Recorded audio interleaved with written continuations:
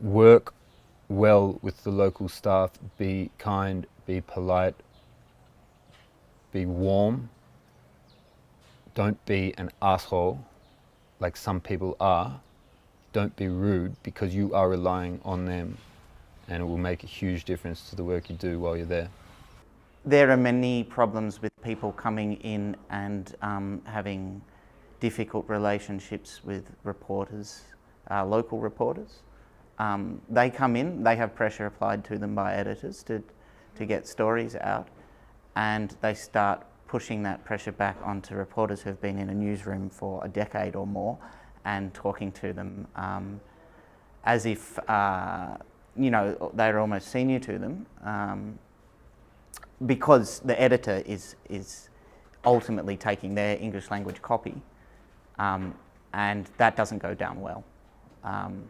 And I mean, you get what you give. If you treat local reporters like that, don't expect them to go hard yards for you. So the office was divided into Korean reporters and American editors. And that was really interesting because I hadn't worked in a landscape that had such different communities, but both, living in the same city. Everyone was really friendly.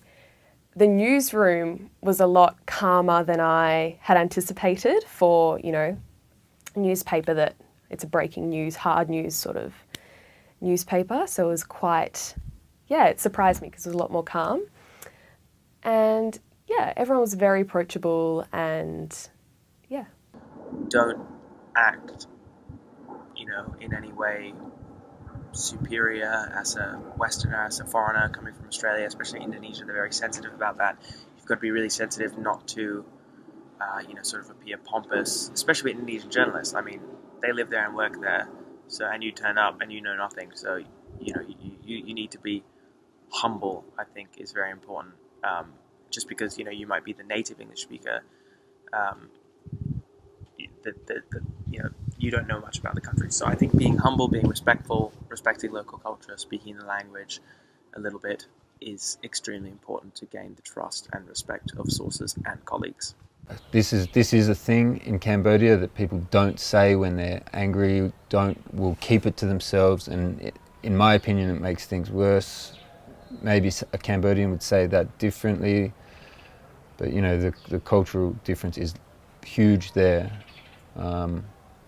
So if you've been annoying someone, you won't necessarily know it immediately, but you will start to have ideas that maybe you have annoyed them over the next, whatever it is, weeks or months that you're working with them, because things won't be as easy, things won't happen. There'll be some kind of resistance in a oblique way, all kinds of possibilities.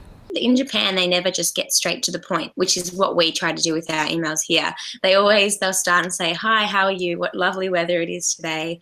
How are you going?" The whole Japanese culture is very polite, and they never just they're not very abrupt or anything like that. So that was interesting when you're sending emails in their professional setting. But apart from that, I mean, it's pretty similar. Everyone there is just really polite and lovely, but you get that here in Australia too.